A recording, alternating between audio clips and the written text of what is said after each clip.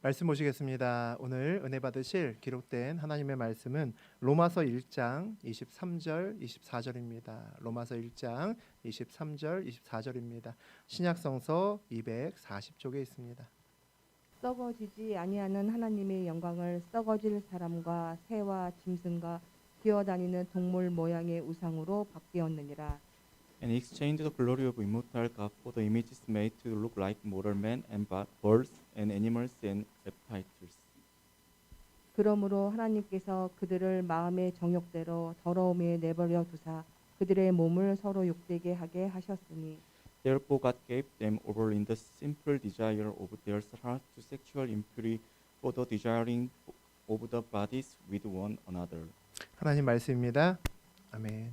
네, 우리 로마서 1장 23절과 24절 우리 두 절 봤습니다. 우리 두 절을 중심으로 인생에서 한 번은 해야 하는 위대한 발견, 인생에서 한 번은 해야 되는 위대한 발견이라는 제목으로 우리 함께 은혜 나누겠습니다. 오늘 로마서 세 번째 시간입니다. 우리 로마서 첫 번째 시간은 어떤 얘기를 나누었냐면 그 바울의 인사 부분을 나누었습니다. 바울이 사도로서 부르심을 받았고 복음을 위해서 보내심을 받았다라는 이야기를 했죠. 그 바울뿐만 아니라 저하고 여러분도 똑같습니다. 우리도 하나님께서 우리를 부르신 것은 복음을 위해서 불렀고 또 복음을 전하기 위해서 우리를 보내셨다라는 내용으로 우리 함께 나누었습니다. 그 다음에 이제 우리 서두 부분을 함께 나누었죠.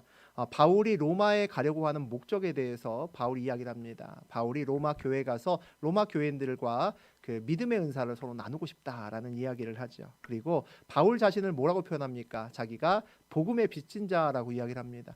하나님께서 자기가 그리스도를 공격하고 그리스도를 믿는 사람을 핍박했던 그런 시절이 있었는데 그랬던 바울을 만나 주시고 그에게 복음을 전하셨다는 거죠. 그 이유는 그가 먼저 변화되고 그가 먼저 복음을 받고 온전히 구원받은 후에 그가 이방인들을 위해서 복음을 전하는 하나님의 그릇으로 그가 선택되었기 때문입니다. 그러니까 이방인들에게 복음을 전하기 위해서 먼저 복음을 받았으니까 먼저 구원받았으니까 복음의 빚진 자라고 볼 수 있습니다. 이 지난 시간에 로마서 전체의 가장 중요한 주제에 대해서 잠깐 이야기를 했습니다. 의인은 믿음으로 말미암아 살리라라고 이야기를 했죠. 우리가 세상을 살아가면서 크리스찬으로 살아가면서 세상에 많은 우리가 열심히 일해서 돈도 많이 벌고 높은 자리에 올라가서 내가 하나님 열심히 하겠지라는 것 이전에 우리가 믿음으로 하는 겁니다. 세상 일들을 통해서 하나님께 영광 돌리는 것이 아니라 우리가 믿음으로 살면서 우리가 믿음으로 하나님을 증거하는 삶을 살 때 하나님께서 온전히 영광을 받으시는 거죠. 세상에서 살면서 그 방법도 목적도 모두 다 하나님이어야 된다라고 우리가 생각을 해야 됩니다. 믿음은 모호하지 않습니다. 우리가 많은 경우에 믿음을 모호하다라고 생각합니다. 믿음을 모호하게 생각하면 절대 믿음으로 살지 못합니다.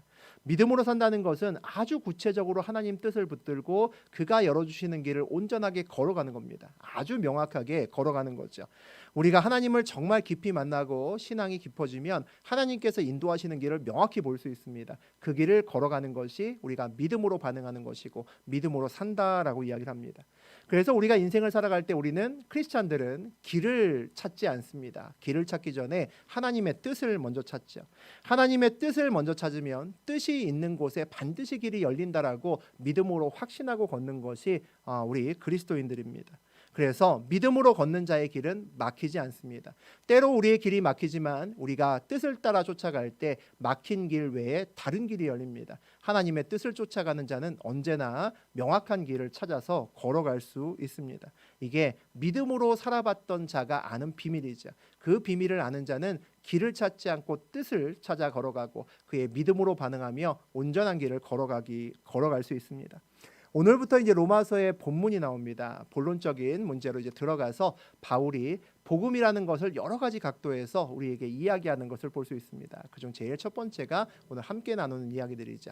우리 18절 읽어봅니다. 하나님의 진노가 불의로 진리를 막는 사람들의 모든 경건하지 않음과 불의에 대하여 하늘로부터 나타나나니. 오늘의 본문은 하나님의 진노에 대한 이야기부터 시작합니다. 하나님의 진노는 사람이 아니라 불의에 내린다라고 되어 있습니다. 그러니까 우리가 인생을 살아가면서 불의한 자리, 좋지 않은 자리에 그곳에 앉아 있어서는 안 된다는 거죠. 불의가 무엇일까 봤더니 오늘 진리를 막는 것이 불의라고 이야기를 합니다.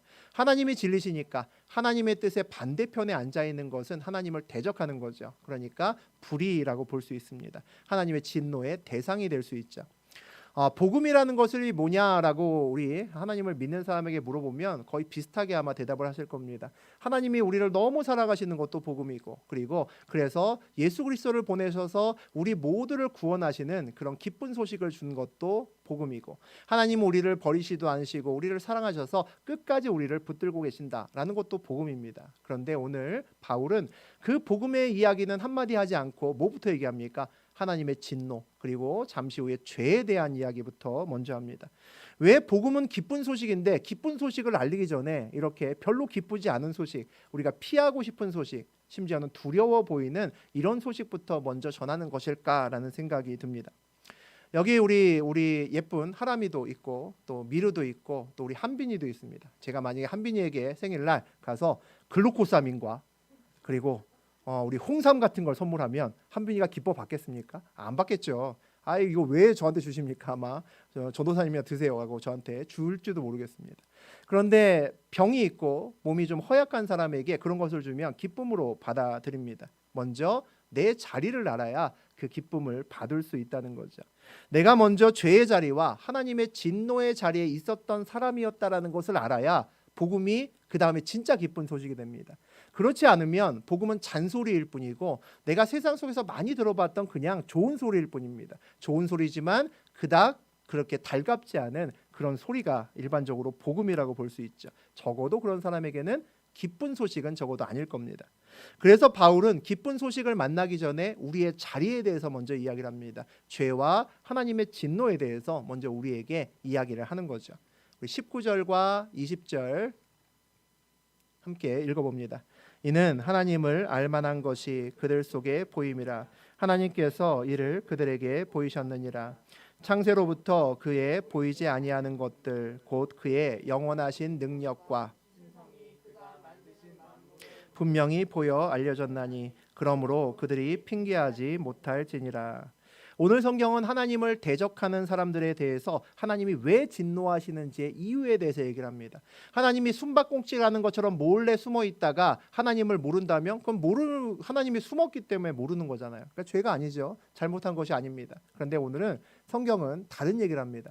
하나님이 이미 본인이 하나님임을 충분히 알 정도로 계시를 하셨다는 겁니다. 충분히 보여주셨다는 거죠. 내가 하나님임을 충분히 알리고 보여줬는데도 불구하고 하나님을 믿지 않기 때문에 그것은 죄라고 하나님께서 이야기를 하십니다.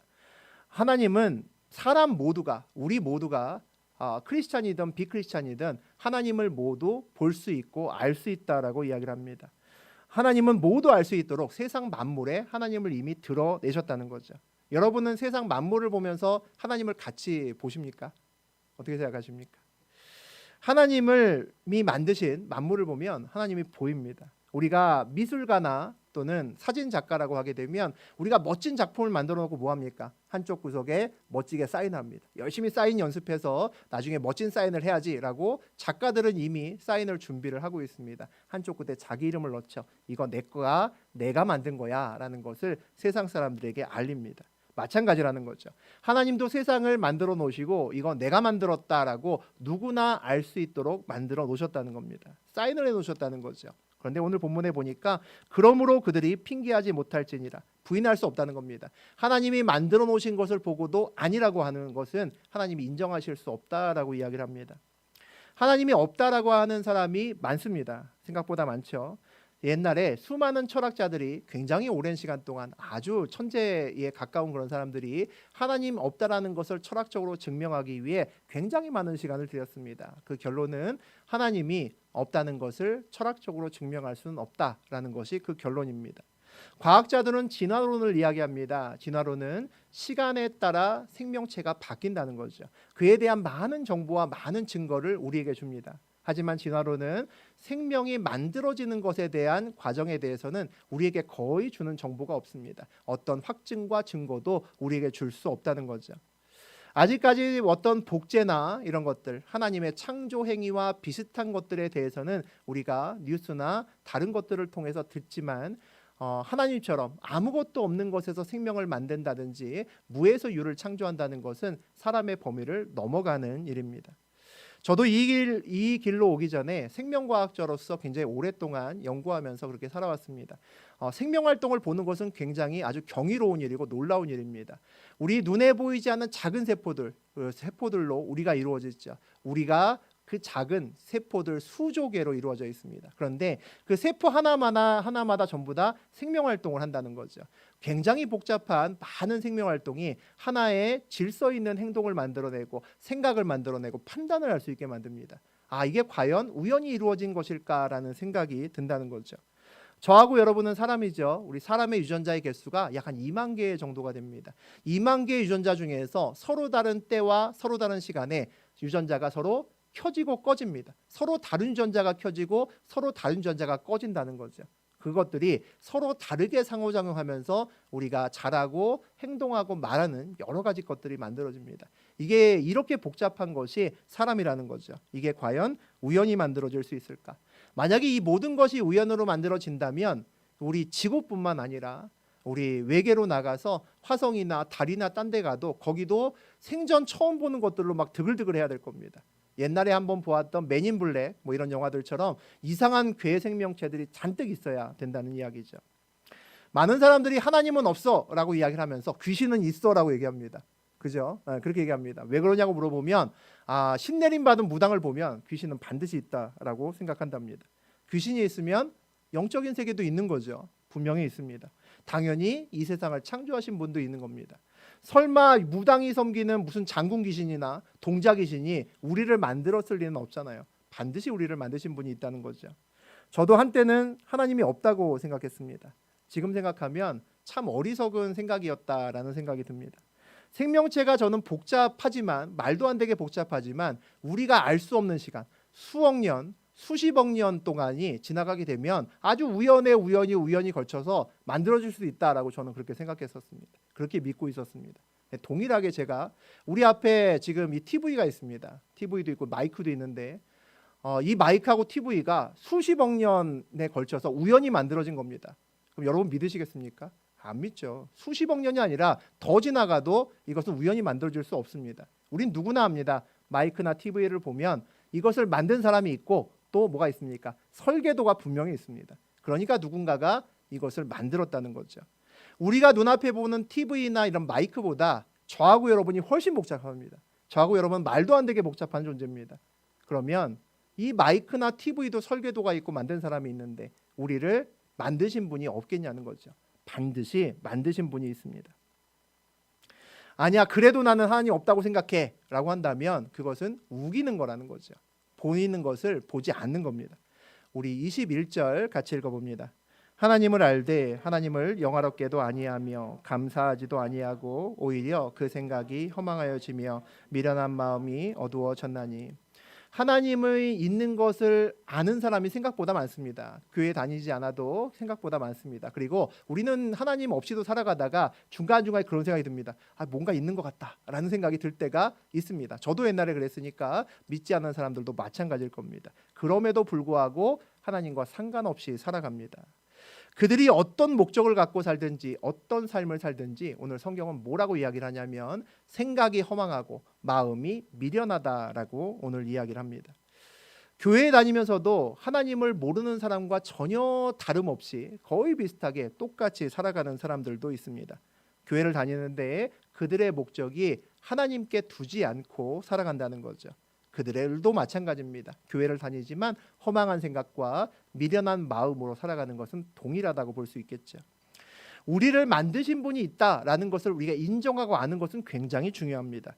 무엇인가를 만든 분이 있다라는 것은 무엇을 얘기합니까? 괜히 만들지 않잖아요. 우리가 뭘 만들든 간에 우리도 만들 때 그냥 만들지 않습니다. 무엇을 만들 때는 반드시 목적과 쓰임이 있기 때문에 만듭니다. 그렇다면 우리를 만드신 분이 있다면 우리도 이 세상을 살면서 특별한 목적과 쓰임을 받기 위해서 만들어졌다는 거죠. 목적을 알지 못하고 인생을 살아가면 마지막에 결국 어떻게 살든지 간에 마지막은 허무합니다. 내가 무엇을 위해 살았냐라고 하는 것을 늘 자기에게 묻게 된다는 거죠. 세탁기가 있습니다. 세탁기가 있는데 세탁기가 식기세척기로 살아간다면 그 인생이 얼마나 힘들겠습니까? 매일 세탁기 안에서 그릇이 깨져나가겠죠. 매일 깨져나갈 겁니다. 나는 식기세척기야라고 착각하고 살면 인생이 힘듭니다. 하나님이 살아계시고 우리를 만드셨다면 우리는 그 만드신 분에게 우리를 왜 만드셨고 어떻게 살아가야 되는 존재인지 하나님께 물어야 됩니다. 내가 세탁기로 태어난 건지 내가 식기세척기로 태어난 건지 하나님께 진지하게 우리의 삶에 대해서 고민하고 물어봐야 된다는 거죠. 우리 22절과 23절 보겠습니다. 스스로 지혜 있다 하나 어리석게 되어 썩어지지 아니하는 하나님의 영광을 썩어질 사람과 새와 짐승과 기어다니는 동물 문양의 무상으로 바꾸었느니라. 사람은 만들어질 때부터 일반 동물하고는 다르게 창조되었습니다. 창세기에 보면 하나님의 형상을 따라서 창조되었다라고 이야기를 합니다. 그러니까 우리는 하나님의 속성을 많이 가지고 태어났습니다. 그러니까 우리는 지혜도 있고 생각하기도 하고 판단도 하고 우리의 자유의지를 갖고 무엇을 선택하면서 그렇게 살아갑니다. 우리는 영적인 존재라는 거죠. 하나님의 형상대로 만들어졌기 때문입니다. 사람은 누구나 그냥 살아가지 않습니다. 그리스도인들은 하나님이 있다라는 것을 믿고 알기 때문에 나를 위한 하나님의 목적이 무엇일까? 하나님이 어떤 길을 열어주실까? 그 뜻을 붙들고 살아가는 것이 최선의 삶이라고 생각합니다. 우리 인생을 살아가면서 하나님께 영광을 돌리며 살아가는 것이 우리의 목적이라고 생각을 하죠. 하지만 하나님을 믿지 않는 사람들도 그냥 살아가지 않습니다. 사람은 그냥 살아가는 존재가 없습니다. 무엇인가 항상 붙들고 살아간다는 거죠. 그것이 돈일 수도 있고 그것이 자식일 수도 있고 그것이 남편일 수도 있고 또 다른 어떤 자리나 권력일 수도 있습니다. 사람은 무엇인가를 붙들 때 안정감을 가지고 스스로 지혜 있다고 생각하기 때문에 내가 냉철하게 아주 지혜 있게 이성적으로 판단해서 그래도 이것이 제일 좋기 때문에 그것을 붙든다라고 이야기를 합니다. 그런데 오늘 23절에서 또 22절에서 무슨 얘기를 하냐면 그 모든 행위가 어리석다라고 이야기를 합니다. 지혜 있는 것 같지만 사실은 어리석다라고 이야기를 하는 거죠. 그 이유가 뭐라고 되어 있습니까? 하나님 외에는 전부 다 썩어질 것들이라는 겁니다. 하나님만 영원하고 나머지 것들은 모두 다 썩는다라는 거죠. 영원하지 않는 거라는 겁니다. 우리가 눈에 아무리 그럴듯하게 보이고 가치 있는 것이라 볼지라도 영원하지 않습니다. 우리가 한때는 어떤 붙들고 생명까지 다했던 여러 가지 이념이나 이데올로기 같은 것도 있었습니다. 그런데 시간이 지나면 아무것도 아닌 거죠. 지금은 그런 것들을 갖고 생명을 거는 사람은 아무도 없습니다. 세상이 바뀌면 다 바뀌는 겁니다. 요즘에 우리가 100세 시대라고 합니다. 100세 시대라고 해봐야 아마 100세 남짓 살 겁니다. 우리 후손들은 100세 조금 더 넘게 살 수도 있겠죠. 그래봐야 제한된 시간을 살아갑니다. 제한된 시간을 살아가는 우리가 앞으로 없어질 것들, 썩어질 것들을 붙들고 그것을 최고의 가치로 놓고 살아간다면 우리의 인생길의 마지막에 무엇이 남을까? 오래 생각하지 않아도 누구나 쉽게 알 수 있습니다. 결국 답이 없는 인생길을 살아가게 될 거다라는 거죠. 답이 없는 것을 알면서도 그 길을 그냥 붙들고 나아간다면 그거는 안 되는 거죠. 그럼 바보들이 나는 거죠. 답이 없다고 생각하면 적어도 뭘 해야 됩니까? 방향을 바꿔는 봐야 됩니다. 이 방향이 정말 내가 원하는 목적지로 가는 방향이 아니라면 방향을 바꿔서 다른 곳을 봐야 되는 거죠.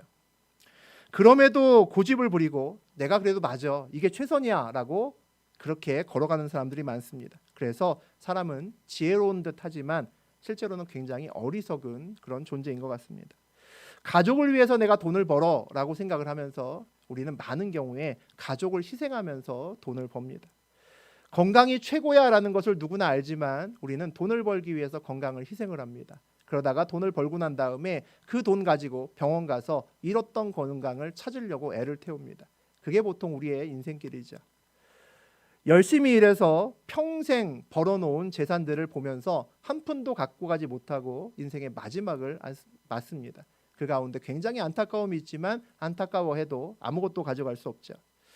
평생을 다 끝내고 이제 죽음이 얼마 남지 않았다라는 것이 느껴질 때 대부분의 사람들 마음속에 뭐라고 생각하고 자기를 위로하는지 아십니까? 보통 그렇게 위로합니다. 내가 그래도 인생은 열심히 살았다. 내가 그래도 인생은 정직하게 살았고 이 정도면 내 인생 열심히 살았어. 나 잘 살았어. 라고 하고 그렇게 죽습니다. 열심히 사는 것은 방법이지 목적이 아닙니다. 우리는 소로 태어난 것도 아니고 말로 태어난 것도 아닙니다. 우리는 그냥 열심히 일했다는 것 갖고 만족해서 눈을 감을 수 있는 그런 사람들이 아니라는 거죠. 우리가 세상에 태어날 때 열심히 일하라는 목적을 갖고 태어난 것도 아닙니다. 우리는 세상에 태어나는 목적이 있고 세상에 가치를 갖고 태어나는 존재라는 거죠. 무엇을 위해서 열심히 살았느냐가 중요하다는 거죠. 그냥 열심히 산 것이 아니라 내가 무엇을 위해서 열심히 살았느냐가 중요합니다. 내가 세상을 살아가면서 무엇을 붙들고 살아가는지가 중요합니다. 영원한 것을 붙들고 살아가는지 아니면 그냥 썩어질 것들을 붙들고 살아가는지가 중요하다는 겁니다. 우리 24절과 25절 읽어보겠습니다. 그러므로 하나님께서 그들을 마음의 정욕대로 더러움에 내버려 두사 그들의 몸을 서로 욕되게 하셨으니 이는 그들이 하나님의 진리를 거짓 것으로 바꾸어 피조물을 조물주보다 더 경배하고 섬김이라. 주는 곳 영원히 찬송할 이시로다. 아멘. 세상은 하나님이 아니라 하나님이 만든 피조물들 중에서 가장 자기가 그럴듯해 보이는 것을 찾고 살아갑니다. 이 세상의 많은 것들이 다 하나님이 만든 것인데 그 중에서 이게 최고야, 저게 최고야, 나름대로 그것을 붙들고 살아간다는 거죠. 그러니까 어리석다라고 합니다. 그런 어리석은 인생길을 보면서 하나님이 어떻게 오늘 그것에 반응하시냐라고 봤더니 그냥 내버려 두신다라고 되어 있습니다. 24절에 나오죠. 내버려 두심에 반응을 합니다. 하나님께서 그들을 내버려 두셨다고 합니다. 스스로 결정하고 판단하고 돌이키게 그냥 두셨다는 겁니다. 오늘 함께 읽는 로마서의 1장의 후반부에는 내버려 두셨다라는 것이 무려 3번이나 나옵니다. 24절에 나오고요. 그리고 다음 시간에 나눌 26절과 28절에도 동일하게 내버려 두셨다라는 이야기가 나옵니다. 하나님께서 우리를 내버려 두셨다라는 것이 어떤 의미를 갖고 있을까요? 우리가 자식들을 키우다 보면 때로는 이놈이 이거 절대 하면 안 되는 짓인데 합니다. 그러면 아주 혼을 내죠. 혼을 낸 다음에 그냥 내버려 둡니다. 내버려 두지만 사실은 마음은 내버려 둔 게 아니죠. 내버려 두는 척하지만 나의 오감의 감각기관은 전부 다 내 아들에게 가 있습니다. 제가 바뀌나 어떻게 하나, 오늘은 어떻게 생활하나 그것을 예의주시하고 있습니다. 왜 그렇죠? 내버려뒀지만 마음은 그렇지 않다는 겁니다. 돌아오기를 기다린다는 거죠. 그런 느낌이 내버려둠입니다. 또 하나의 내버려둠은 분노의 표현이고 사랑의 표현일 수 있습니다. 그렇게 내버려두는데도 끝까지 돌아오지 않습니다. 그럼 정말 놔버리는 거죠. 뭡니까? 내가 나에게 대적하고 나에게 해를 끼치는 나하고 상관없는 사람들에게는 우리가 그냥 가만히 있지 않습니다. 경찰서에 신고도 하고 법으로 소송도 하죠. 하지만 내 자식에게는 그렇지 않습니다. 내 자식이 나와 반대하고 나를 위해를 끼치는 그런 자리에 있으면 내가 할 수 있는 최선은 뭡니까? 내버려 두는 겁니다. 내가 내버려 둘 수 있는 사람이라고 하는 것은 그에게 그만큼 많은 사랑을 부었기 때문에 내버려 둘 수 있다는 거죠. 하나님의 내버려 두심의 또 다른 의미는 분노와 또 사랑의 의미일 수 있습니다. 그런데 하나님이 그렇게 내버려 두셨더니 그 결과가 그렇게 좋아 보이지는 않습니다. 오늘 24절의 후반부를 보니까 그들의 몸을 서로 욕되게 하셨으니라고 되어 있습니다. 사람이 점점 죄 가운데로 더 걸어가고 하나님과는 더 멀어진다는 겁니다. 우리가 수요일에 요즘에 누구를 나누고 있냐면 우리 사무엘서를 나누면서 우리 다윗을 보고 있는데 다윗이 요즘에 죄를 엄팡짓고 있습니다. 원래 다윗이라고 하면 굉장히 믿음도 좋고 엄청나게 믿음도 좋아서 하나님이 야, 너 내 마음에 합한 자야 이런 멋진 말을 들었던 사람이 다윗인데 요즘 다윗은 우리가 나누는 다윗은 죄를 짓고 있습니다. 우리 일반 사람도 하지 않는 충신의 우리아의 아내를 범하는 아주 정말 경악할 만한 죄를 짓습니다. 그 죄를 짓고 나니까 어떡합니까? 그 위대했던 다윗이 더 큰 죄를 짓습니다. 그 죄를 덮기 위해서 뻔뻔하게 거짓말을 하고 심지어는 어떤 짓을 합니까? 이 충신이었던 우리아를 죽여라 라고 하는 이 놀라운 말도 안 되는 편지를 우리아의 손에 들려서 전쟁터로 보냅니다. 이 말도 안 되는 일이잖아요. 정말 뉴스에서나 나올 만한 그런 일을 다윗이 합니다. 뭘 얘기합니까? 우리 누구나 죄에 빠지면 죄에서 헤어나오기가 어렵다는 겁니다. 그만큼 사람이 쉽지 않은 죄의 존재라는 거죠. 우리가 전부 사춘기를 지났습니다. 우리 아마 한빈이도 요즘에는 빠르니까 사춘기 지났을 것 같은데 사춘기 때 제일 많이 하는 얘기가 뭡니까? 나 좀 내버려뒀으면 좋겠다 라는 얘기 제일 많이 하죠. 우리 특히 이제 고등학교 때 그랬던 것 같습니다. 몇 년만 지나서 빨리 성인 됐으면 좋겠다. 어른 됐으면 좋겠다. 왜 어른 되고 싶어 합니까? 부모의 간섭과 잔소리에서 좀 해방됐으면 좋겠다. 저만 그런 거 아닙니다. 여러분도 전부 다 그 나이 때는 그것을 꿈꾸고 그렇게 살아왔습니다. 그때는 정말 그게 최선인 줄 알았는데 나이를 좀 먹고 나서 이제 어른이 되고 보니까 다시 돌아보면 내가 그때 왜 그런 마음을 가졌을까라는 생각이 듭니다. 내가 부모의 간섭을 벗어나서 내가 정말 열심히 공부도 하고 내가 자기 개발 진짜 열심히 해야겠다라는 마음을 갖고 부모에게서 독립하려고 하는 사람은 아마 없을 겁니다. 내가 열심히 건전하게 살면서 운동도 하고 내 취미 생활도 가꾸면서 아주 풍성하게 삶을 나누고 싶은데 우리 엄마 아빠가 방해하네. 이렇게 해서 독립하고 싶은 사람은 아무도 없을 겁니다. 왜 부모에게서 독립하고 싶고 왜 어른 되고 싶어 합니까? 밤새도록 술 먹고 놀고 싶어 그러는 거죠.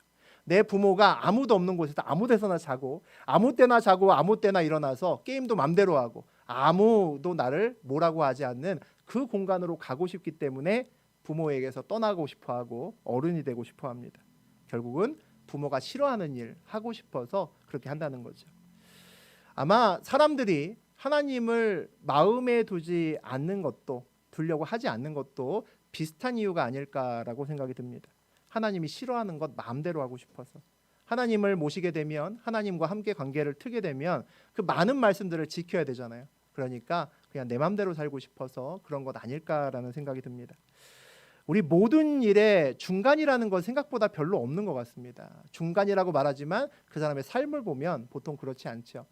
하나님의 영광의 자리에 있던가 아니면 우리는 하나님의 진노의 자리에 있는 경우가 굉장히 많습니다.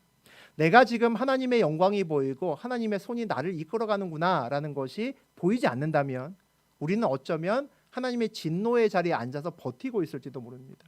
하나님의 진노의 자리에 앉아서 버티는데도 그렇다고 뭐 내가 특별한 일은 없는데 하나님의 화나 진노가 느껴지지 않는데 라고 생각한다면 하나님이 오늘 말씀처럼 내버려 두시는 그런 시간일 수도 있습니다. 예전에 저도 하나님을 믿지 않았습니다. 부인했습니다. 하나님을 체험하고도 하나님 없다라고 살았습니다.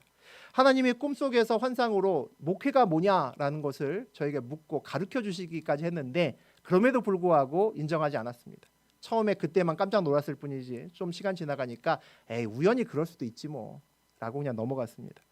삶에서 이런저런 하나님의 도우심의 손길을 경험하고도 우연히 재수가 좋아서 그렇게 됐다라고 이야기했습니다. 내가 착하게 살아서 그런 거고 내가 좋은 머리로 잘 선택해서 처신해서 살았기 때문에 그 복이 나한테 온 거다라고 우겼습니다.